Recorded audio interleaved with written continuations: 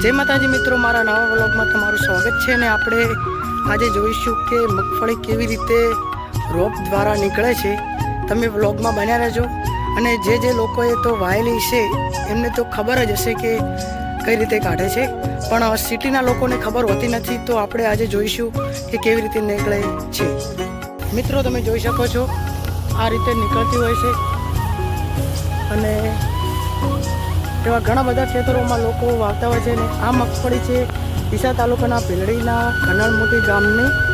તો તમે જોઈ શકો છો અને મગફળી કેવી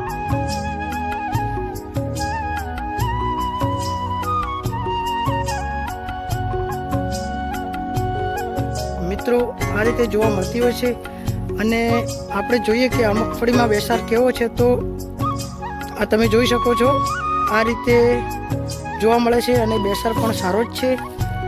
અને જો તમે અમારા વ્લોગમાં નવા હોય તો લાઈક, શેર અને સબસ્ક્રાઈબ કરવાનું ભૂલતા નહીં। જય માતાજી, જય દ્વારકાધીશ। મળીશું કાલે નવા વ્લોગમાં।